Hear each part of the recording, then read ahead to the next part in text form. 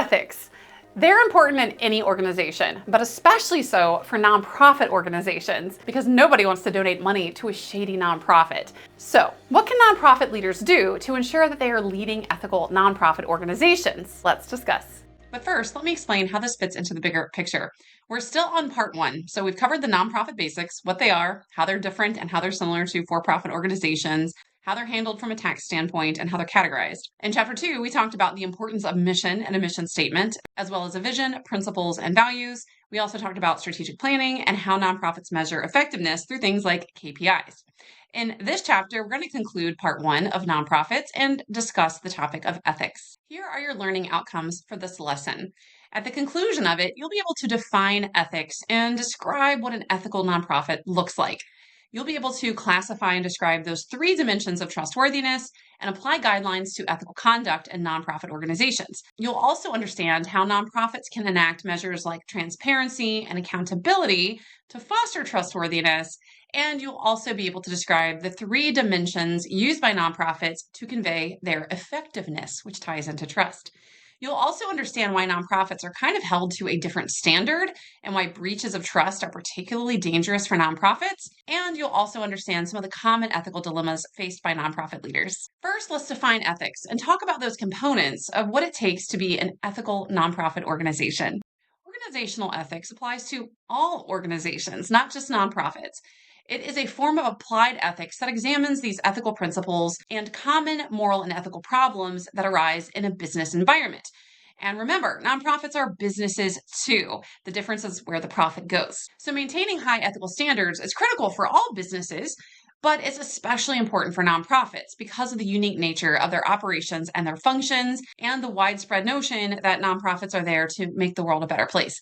Now, you know from prior lessons that not all nonprofits are charitable in nature, and some of them are things like social or recreational clubs or associations. But generally speaking, when people are donating money to a nonprofit cause, they're going to hold them to a really high ethical standard. So to achieve their mission and to be successful and to get donations and find support from stakeholder groups, nonprofits have to display ethical behavior and they have to garner trust from these stakeholder groups. If you think about the assets of a nonprofit organization, it could be argued that public trust is a nonprofit's most valuable asset. Because without it, people are not going to support that organization, and without the support, the organization will fail. So it's up to nonprofit leaders to ensure that their organizations are actually trustworthy and they're perceived as being trustworthy. And they also have to convey that their organizations are effective in terms of being good stewards of donor dollars. They're not out spending frivolously, they're not wasting donor dollars. But when someone entrusts a nonprofit organization with their hard-earned contribution, that nonprofit leaders are spending that money wisely and they're spending it on mission activity and not wasting it. So I put together a framework for an ethical nonprofit organization, and you'll see it's across these 2 dimensions of trustworthiness and effectiveness. And within each of these dimensions are 3 different elements that we'll talk about next. First, let's talk about the 3 elements under the dimension of trustworthiness. Trustworthiness is a quality or characteristic of being relied upon, of being trustworthy, of being dependable, of being honest, of following through and doing what you say you're going to do. And if you make a promise, that you deliver on that promise. Organizations are just like people. We tend to trust or distrust organizations just like we trust or distrust people. Nonprofits can demonstrate trustworthiness by engaging in certain activities. One is adherence to ethical guidelines, another is embracing transparency, and also demonstrating accountability. First, let's discuss the element of ethical conduct and how we can apply guidelines in nonprofits to encourage ethical conduct. As I mentioned, ethical guidelines and ethical conduct are important to bolster that sense of trustworthiness. We need constituents, stakeholders, and supporters to see us as trustworthy organizations. And organizational ethics in nonprofits are actually a little more complicated sometimes than other organizations because you do have those conflicting needs of a diverse range of stakeholder groups. Some of them have different expectations, wants, and needs, and sometimes they're in conflict with one another. In addition to that, there is a real scarcity resource problem in nonprofit organizations. You would be hard-pressed to find any nonprofit organization out there, especially those that are charitable in nature, charitable organizations, that are flush with money, that have a huge staff of people and plenty of human capital It just doesn't exist. Nonprofits traditionally are strapped for resources. And given that, there are tough decisions that have to be made about how to allocate those limited resources, limited time, limited funds, how to prioritize services. And sometimes you have to make difficult decisions as a nonprofit leader and choose which program to fund and which one not to fund, even though both help the community. So, establishing ethical guidelines is one way to put frameworks in place to ensure that the decision makers in your organizations are following ethical behaviors. Ethical guidelines are formal documents that provide clear direction and guidance for what that organization considers to be ethical conduct. And this is important because people and organizations are people. We're human beings. We all have our own different ethical standards and morals. We all can justify something that we think is ethical that someone else might think is unethical. So to avoid ambiguity and make it crystal clear of the behaviors that are expected in that organization, ethical guidelines clear up all of that ambiguity and make it very clear what is expected. One type of ethical guideline that's very common in nonprofit organizations is a code of ethics. This is a formal document that provides ethical standards in written form that the organization expects of their stakeholder groups. And if individuals in the organization breach this code of ethics, there will be consequences. So this helps make sure that all stakeholder groups in an organization are on the same page when it comes to standards of ethics. Now, if you go out and search for a code of ethics, if you work for a nonprofit or if you're doing an agency analysis of a nonprofit, it's important to look and see if they have a code of ethics. And if not, to really challenge and ask, why is there not a code of ethics? If you do have a code of ethics, it might look something like this. Now, specific codes of ethics, they're going to look different from organization to organization. So there's no one gold standard for what a code of ethics should contain or what it should look like. But in general, here are aspects of an effective nonprofit code of ethics. First, a code of ethics is going to articulate that nonprofit agency's mission and values, because it needs to be put on paper crystal clear what the organization is, what they stand for, and what they value. It also needs to specify expectations around integrity, honesty, transparency, and accountability. And it also needs to define what it considers a conflict of interest and how to handle this conflict of interest. Many nonprofits also specify behaviors around respect and non-discrimination, expectations of handling a client confidentiality, especially around donors and donor privacy, fundraising and financial practices. There are also ethical dilemmas that we'll discuss that come up in fundraising, so Code of Ethics makes that clear. And finally, reporting and whistleblowing procedures, where if someone in an organization observes unethical conduct outside the guidelines of a code of ethics, they have an anonymous and protected way to blow the whistle and report that unethical behavior without fear of repercussions. Now, as I noted, a lot of nonprofit code of ethics will specify a conflict of interest policy. So it's important to know what a conflict of interest is. This simply refers to a situation where any one individual or entity has a competing interest or conflicting interests in an organization that goes against that organization's interests. So this might be conflicting loyalties or things that might influence their ability to make fair, unbiased, and impartial decisions. Nonprofits are usually pretty strict when it comes to conflict of interest policies. For example, if you're a student at a university like University of Cincinnati, what's interesting to know is that the university president cannot accept gifts from pretty much anyone. Why is that? Because if you think about it, that's a conflict of interest. If I have a child that's coming into the University of Cincinnati and I've given expensive, lavish gifts to the university president, and my child maybe doesn't have the grades to get in, but then she gets in, there could be questions of, well, did the president wield their influence to let this person in because their parent bought them off? So there are a lot of potential entanglements and hairy situations like that nonprofits want to avoid, and they do that through a conflict of interest policy. Conflict of interest policy is a formal set of written guidelines. So just like the Code of Ethics, this is written, this is formal, there are guidelines to address and manage conflicts of interest. A lot of organizations have a gifts policy, like the example that I gave you, although some of them do recognize that in the nature of business and working with vendors, sometimes things like holiday gifts or gifts of appreciation are commonplace. So some organizations within a conflict of interest policy will specify that, yes, employees of this organization may receive gifts, but only up to a certain value. And usually it's a pretty nominal value, maybe say $25 or $30. And anything over that amount needs to be outright rejected. Now, that's just one example of a conflict of interest. There are many more that can arise in a nonprofit. But successful nonprofits that want to model ethical behavior and want to avoid problems, they have a formal conflict of interest policy, in addition to their code of ethics. As I noted, a code of ethics should also contain a whistleblower policy. If someone in an organization observes unethical behavior, they need to feel that they're in an environment that's safe and comfortable, where if they proverbially blow the whistle and call attention to that unethical behavior and snitch, so to speak, that they're not going to be retaliated against, fired, blackballed in the industry, because unfortunately that has happened, especially in certain industries like the financial industry. So nonprofits especially need to have reporting policies for people that observe unethical behavior. That can be an anonymous 1-800 phone number hotline, an anonymous online form, or things like that. While whistleblower policies are an important part of a code of ethics, unfortunately, many nonprofits don't have them. Now that you know that ethical guidelines are one of those 3 components that can foster trustworthiness in nonprofit organizations, let's talk about those other 2 components, which are transparency and accountability. First is transparency. One of the ways that nonprofits can foster that sense of trustworthiness is by demonstrating transparency. Transparency is like being transparent. You can see through it. This in business refers to the practice of being open, of being honest, of disclosing things voluntarily, of not trying to be shady and not trying to hide things like actions, decisions, and operations. Research shows that organizational trust is enhanced when organizations display transparency. They're honest in their communications. These are all dimensions of transparency. Nobody wants to donate to a nonprofit if they feel like that nonprofit is shady and they're hiding something. Here are some of the ways that nonprofits can demonstrate transparency. It can be in financial reporting.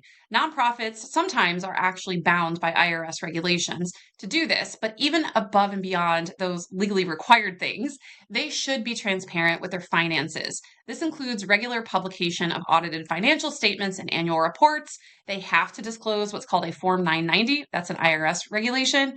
But beyond that, they should also voluntarily disclose additional information. They also should disclose donor information with a caveat. We do have to make sure that we treat our donors with confidentiality. But in certain circumstances, especially where conflict of interest may potentially arise, it's important to provide information about donors and funding sources that bolster trust. For example, if the American Heart Association accepts millions of dollars from unhealthy food industries to fund research, that might raise some eyebrows, and they might want to disclose where that funding is coming from. Nonprofits also should be transparent about their governance by publicizing their board of directors roster, including their member names, where their board members work, and their affiliations, again, to make sure that they're demonstrating there's no potential conflict of interest. They also should do program and impact reporting. In the last lesson, we talked about KPIs and measuring performance. Nonprofits should disclose that, make these reports publicly available and easily accessible so anyone at any time that wants to see how that nonprofit is handling donor money can find that information and see that organization's impact. They also need to publicize things like their ethical guidelines, like the Code of Ethics, Conflict of Interest Policy, and whistleblower protection policies and procedures. And then finally, nonprofits can be transparent by practicing open communication. Now, as I noted, some of these things are optional, some of these things are not. One thing that is non-negotiable from a transparency standpoint for nonprofit organizations is the Form 990. This is an annual information return. It's required by the IRS for tax exemption.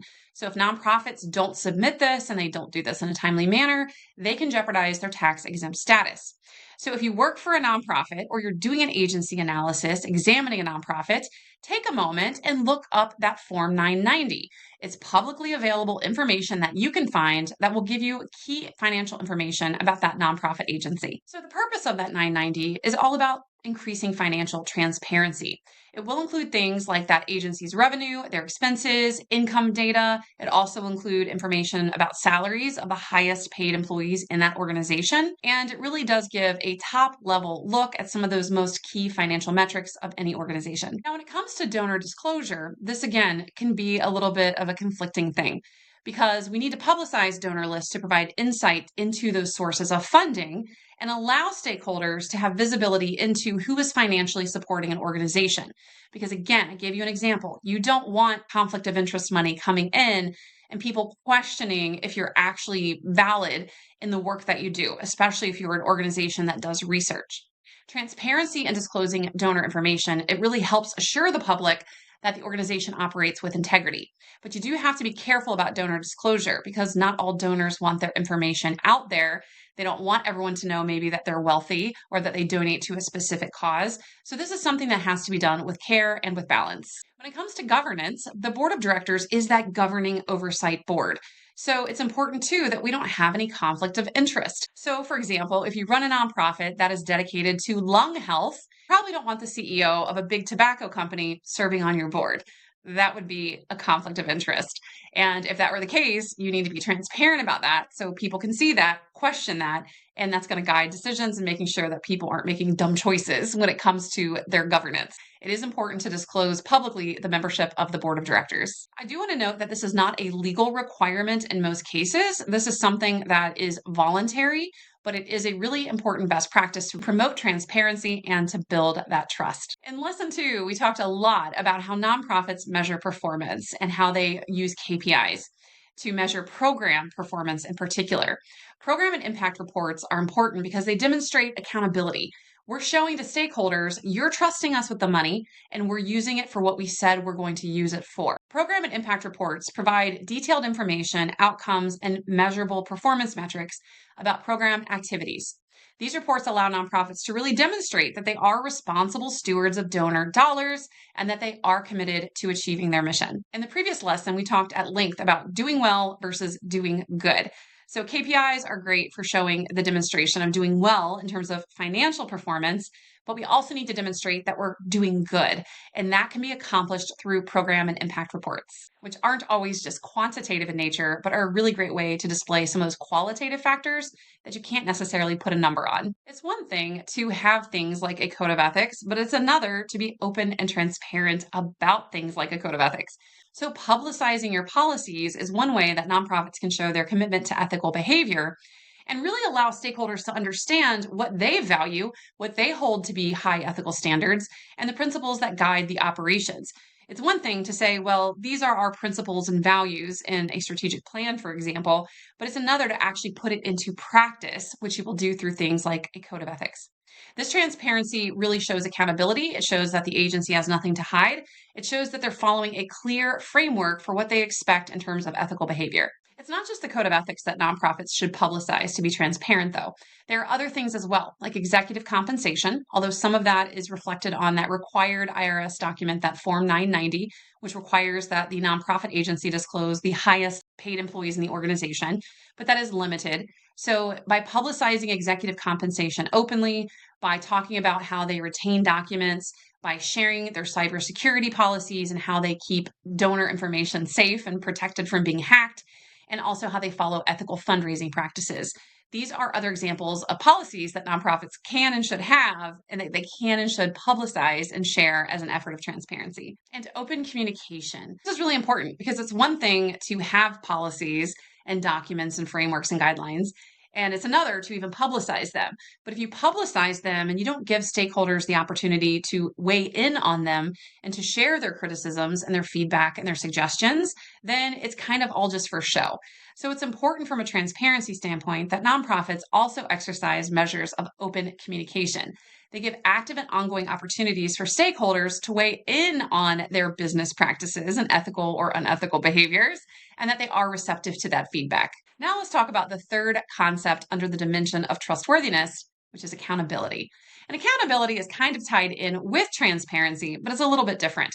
When we talk about accountability, this refers to the obligation of a nonprofit to responsibly use its resources toward the mission that they say is why they exist. And that mission is of mutual benefit or community benefit. Accountability and transparency, again, they are interconnected. And one of the ways that nonprofits can demonstrate their accountability is through transparency, but they are different things. But both are essential for fostering that sense of trustworthiness. Here are some examples of how nonprofits can show accountability, and they need to be transparent in publicizing these measures of accountability. And this probably looks familiar because it's pretty similar to that transparency table that I showed you. Accountability is kind of the same thing. We're being accountable when it comes to our governance, how we engage stakeholders, how we measure impact and program performance, and other things like that. So this chart's kind of similar, but there are some differences. First, nonprofits can show accountability by having a strong board of directors. Transparency says that we display our board roster and we're open about who serves on our board. But from an oversight and accountability standpoint, we need to make sure we have a board of directors, which is legally required, but that it is a good board of directors. We'll spend a whole separate lesson talking about board of directors because it's a very important aspect of nonprofits. But a board of directors is that central governance body for a nonprofit. Ultimately, they have the responsibility for holding that organization accountable. And oversight is a central element of ethics in nonprofits in any organization. So having a strong and capable board is really important to making sure that you have oversight, because anyone can throw together a mishmash of a board of directors of unqualified people who aren't going to do the work and say, okay, we check that box. We have a board. We're accountable. But if the board are not qualified, capable people that know what they're supposed to be doing and are competent, then you're just checking a box. You're actually not having any oversight or accountability at all. Another way nonprofits can be accountable is by engaging stakeholders, not hiding from stakeholders, by providing the transparency that we talked about of providing those regular updates and reports, keeping our stakeholders informed, but giving them a chance to hold us accountable.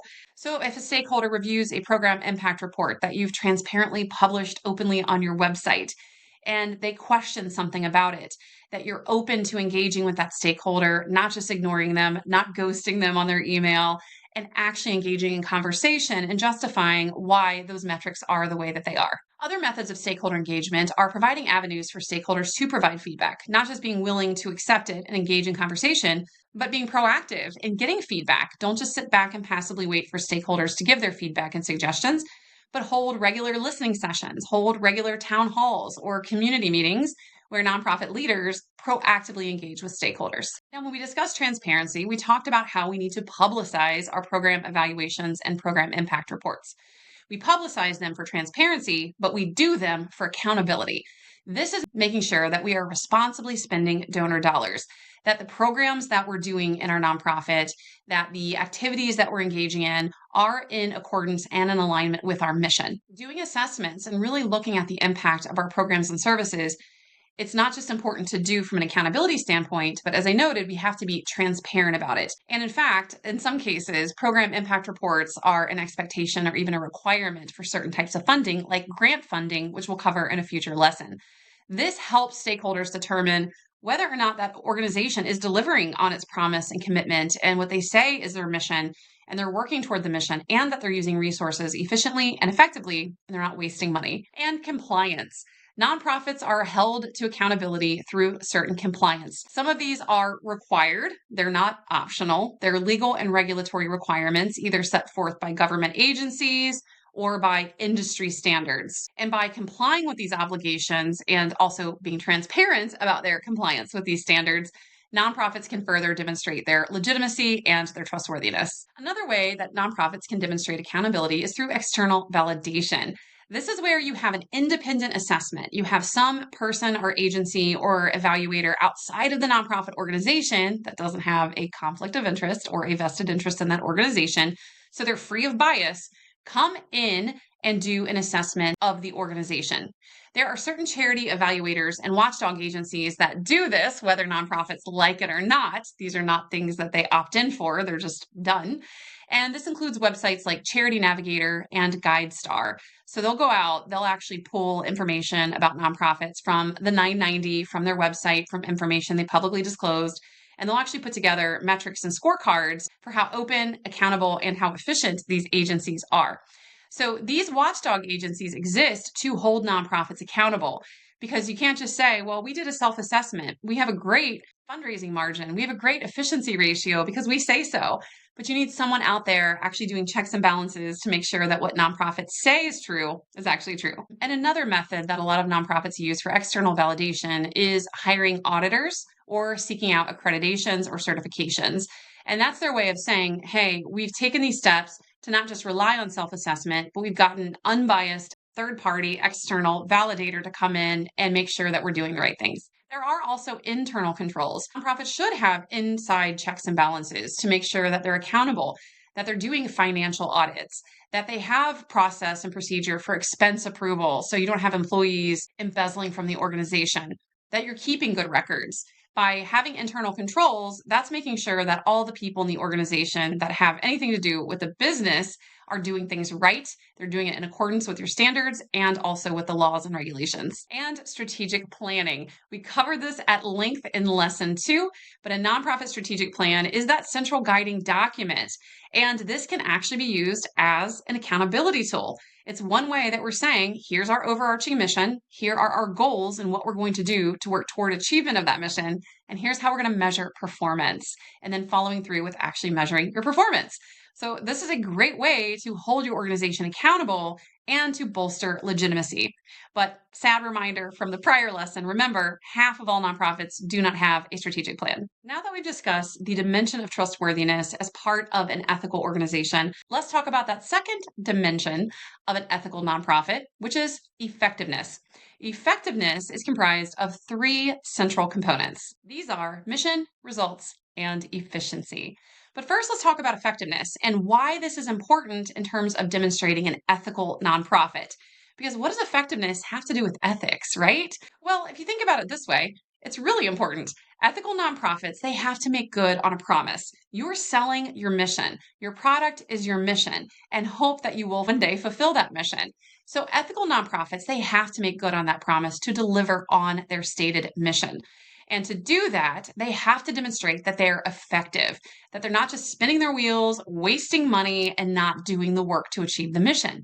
And the way they do this is through actually engaging in activities that advance the mission, demonstrating results of that work, and achieving goals and objectives efficiently. First, let's talk about mission. We talked at length about mission and how it is the most important aspect of a nonprofit agency. It is that central basis of the public's trust in a nonprofit. And as we discussed at the start of this lesson, trust is arguably the most valuable asset that a nonprofit has. So mission and trust go hand in hand.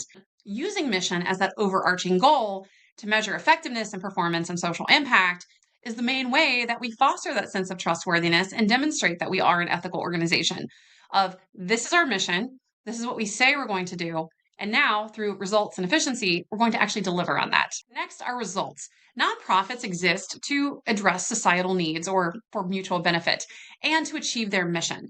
So it's considered ethical of them to deliver results. If you're donating your hard-earned money to me and I promise you I'm going to use it for this and I'm going to work toward that, I have to actually follow through with that. And I have to achieve results. I have to show and say and be accountable and transparent. That goes back to that trustworthy thing. But I have to actually deliver on results. I have to do the work. I have to achieve success. And I have to focus on results and assess the impact and effectiveness toward fulfilling that mission. And finally, efficiency. Measuring results is key, but you've got to be efficient. It's one thing to say, well, I fed 5,000 hungry people last year in my nonprofit that seeks to feed the hungry. That's great. That might sound really impressive. That might sound like some strong results.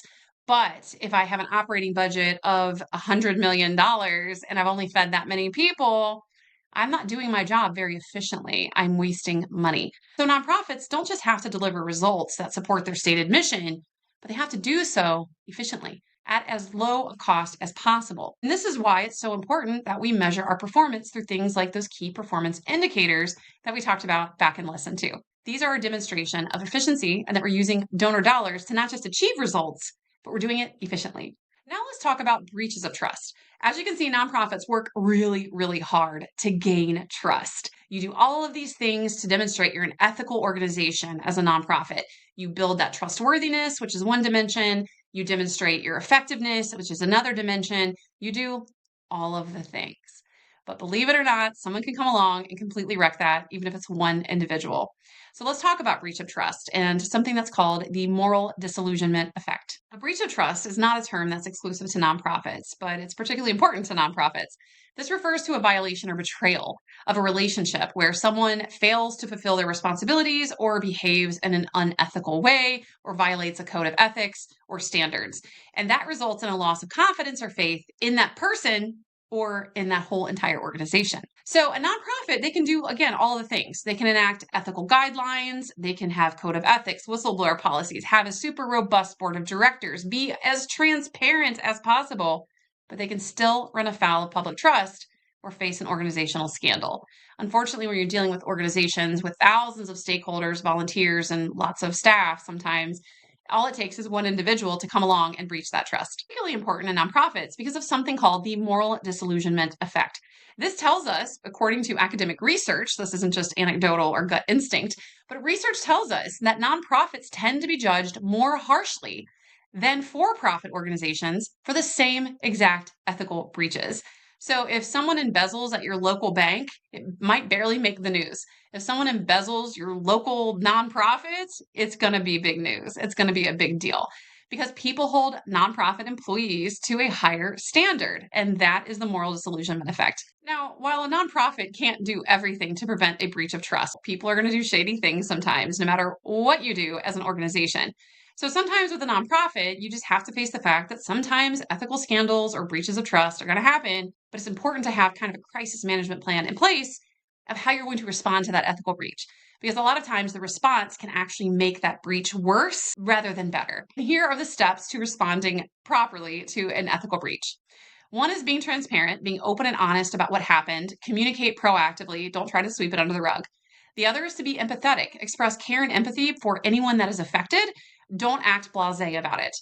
Next is to be accountable. Don't try to point fingers or shift blame. Take accountability for where your agency failed and just take full responsibility for what happened. And related to that, be proactive. Explain to people how you've learned from this lesson, you are accountable, and part of that is being proactive. You're going to immediately enact future controls to make sure that nothing like this ever happens again. Now, unfortunately, nonprofits are not only subject to that moral disillusionment effect where they're held to a much higher standard, but they also face some unique ethical dilemmas that for-profit companies don't ever have to deal with. So you arguably have more ethical dilemmas, and then you're also held to a higher standard. So it definitely creates a difficult situation sometimes. An ethical dilemma occurs when someone has to make a choice. You have two or more choices, and there are conflicting moral principles or values, and there's no clear-cut decision to be made here. Some nonprofit ethical dilemmas, as I mentioned, they're unique. For-profit companies don't have to deal with volunteers or donor dollars. So these are things that are kind of specific to nonprofits. And related to donor dollars is the concept of tainted money. This is where a nonprofit accepts money from questionable origin. For example, if you know someone is trafficking drugs and they're a multimillionaire and it's kind of widely known in the community, but that's your biggest donor, you have to kind of ask yourself, should I take that money? Or who am I to look a gift horse in the mouth? This person is donating to my cause. I don't know their business. These are just rumors. So these situations, they can get really sticky. There's often no clear-cut black or white guidelines, and it requires a lot of judgment calls. A tainted donor is a person who is making a donation, and they have questionable reputation as a human being. Probably the best example of tainted money and tainted donors and nonprofits is the Sackler family. Multi-billion-dollar family. They were the founders of Purdue Pharma, which many point the finger at as being responsible in very nefarious and egregious ways for the U.S. opioid epidemic. The Sacklers were pretty philanthropic and they donated extensively, especially to the arts.